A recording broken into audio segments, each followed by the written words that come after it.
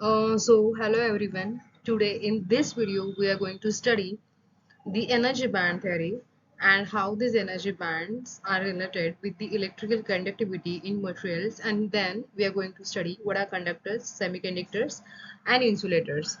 So what is energy band? What is energy band?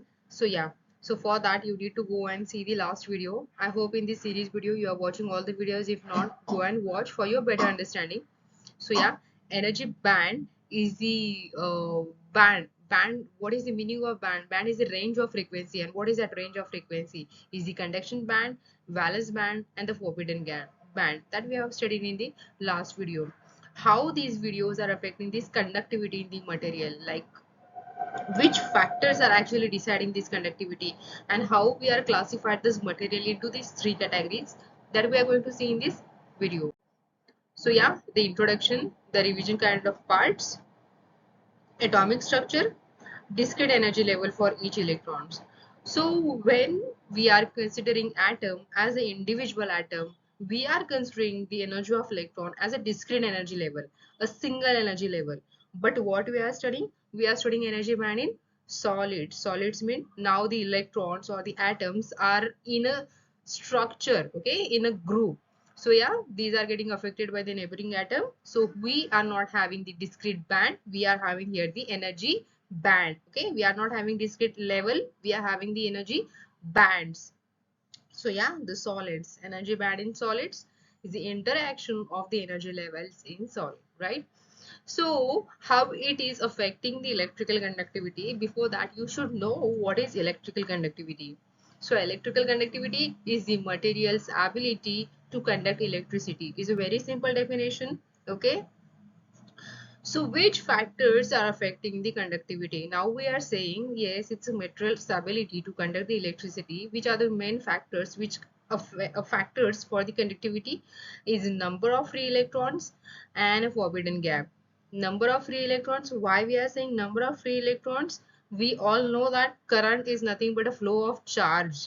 Is a flow of electrons. Okay. So basically conductivity is related to current. Current is related to electrons. So yeah, definitely as the free number of electrons are increases, the current conductivity is also increases. What about forbidden gap? Forbidden gap is one of the band that we have studied in the energy band. Okay, forbidden gap. And for your sake of understanding, I've shown here in this figure. Okay, valence band, conduction band, and this is forbidden gap that we have studied in the last lecture.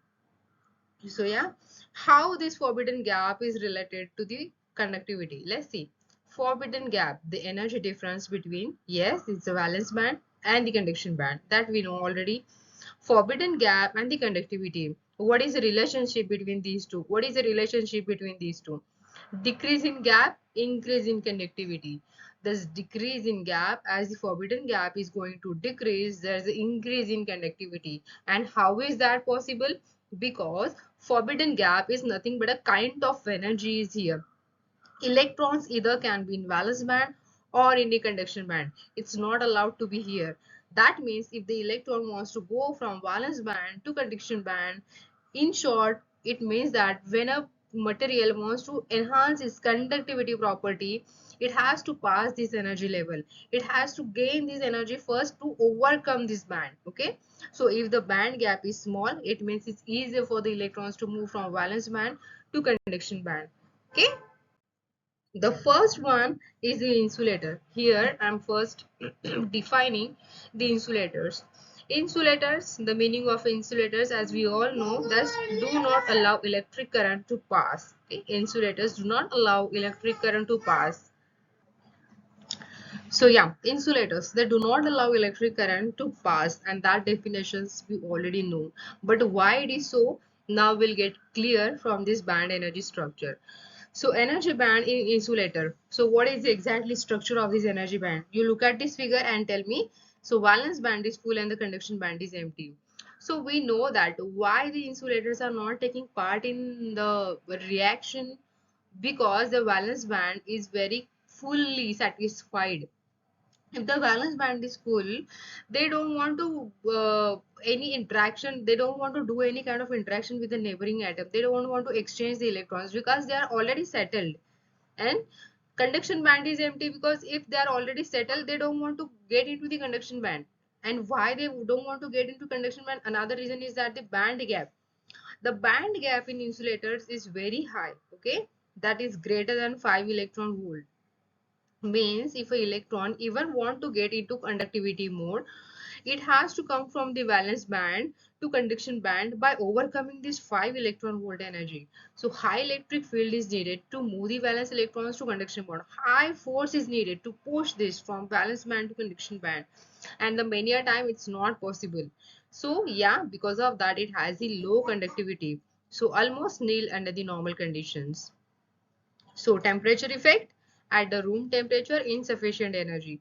So room temperature, what we are saying, the room temperature. Temperature is also one kind of energy. So when that kind of energy is given to electrons, electron can move from valence electron to conduction band. But this room temperature is also insufficient energy for this valence band to move from this to this, because they have to overcome this 5 electron volt. Okay, so the temperature increase, some electron gain energy. So in some cases like glass, so some valence electrons are loosely bounded to the nucleus. In that case, if the temperature is getting increased, so they are getting enough energy to move into the conduction band, and they are responsible for the little amount of current, little amount of conduction. And yes, one more point about this insulator is resistance and temperature. What is the relationship between the resistance and temperature? Negative temperature coefficient. Okay, there are two terminologies in physics of science. You can say negative temperature coefficient and positive temperature coefficient. Negative temperature coefficient means as the temperature increases, the current decreases. Sorry, resistance decreases as the temperature increases. As the temperature increases, the resistance decreases. And negative temperature coefficient, yeah, that was a negative. And what is the positive? As the temperature increases, the resistance also increases. So what is here the insulator? They are the negative temperature coefficient, so the resistance will decrease with the rising in temperature. So as the resistance decreases means current increases. Okay, fine. So this was insulator. And what is semiconductor? The world itself is a semi, and the next is the conductor. Means yeah, they are the conductors but not fully conductors. And why they are called the semi, we'll get to know. So what is the semiconductor? Conductivity lies in between the conductors and insulators. So conductors means they conduct amount of electricity, and insulators mean they don't conduct. The semiconductor lies in between. So valence band is almost filled, the conduction band is almost empty. You can see here this valence band, this conduction band, and what is the energy band? There is a forbidden gap is 1 electron volts, means it's not higher and not lower. Okay, is the appropriate, it's a moderate level. So electric field smaller than insulators but greater than conductors for more for electrons movement, right? So insulator, what kind of electric field is required, is smaller than that, but yeah, is greater than conductors. So conductor, in conductors, what amount of electric field is required? Definitely you need a greater amount of electric field than that of the conductors, but less than that of the insulator. That's why semiconductor lies in between conductors and insulators. At the low temperature, valence band is completely full, conduction band is completely empty. So yeah, at the room temperature, they behaves like the insulator. Means if you have not applied any kind of energy, only the room temperature is applied, so they will act as the insulator. So under only certain conditions, they will act as the conductor. So increasing temperature, more valence electron crossover and increasing conductivity. That is the main feature. So as we give the energy in terms of, for example, temperature, definitely the sum of the valence electrons will cross this bridge, that is 1 electron volt, which is even less than the insulators. They can sorry, they can come into the conduction band and responsible for the electric conductivity. Okay, and also in semiconductors we have seen this negative temperature coefficient effect, means as the temperature increases, the resistance decreases, and yes, current increases. And yeah, last but not the least, this conductors. Conductors we all know, These allow easy passage of electric current. Okay, examples are well known. So why conductors carry these large amount of current easily? Because they have already large number of free electrons. Means this conduction band have already large number of electrons.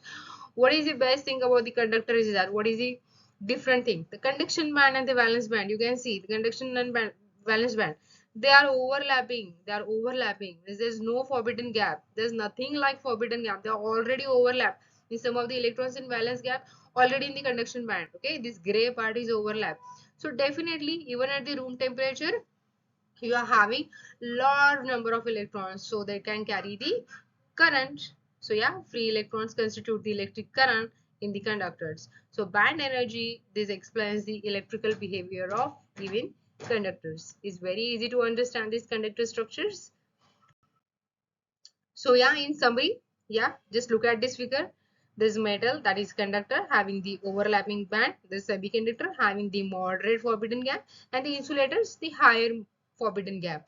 So higher forbidden gap, so there's no conductivity, there's overlapping, so higher conductivity. And semiconductors, so at the room temperature there's no conductivity, but yes, after applying some amount of energy they can act as the conductor. So in the field of electronics, the semiconductors are mostly used for making any electronic devices. Why not conductors? Why not insulators? The reason is very clear, because here in the conductor we cannot put control. Okay, here in the insulators there's no need of control, because there's no any free electrons. Semiconductors are one of the materials, after putting a certain effect, yes, the control flow of current can be done. So because of band energy, so because of energy band, we got to know the structure of metal, semiconductor and insulator, and because of that semiconductor has evolved, and because of that we have given the new direction to the electronics world. So yeah, so the band gap energy is that important. The summary is given here. You can just read it quickly. Yeah, so behavior of conductors, semiconductors and insulators that we have studied with respect to band energy, which determines the electrical property and the conductivity levels. I hope you're satisfied with this video. If you like this video, please give thumbs up. And for now, thank you so much for this watching.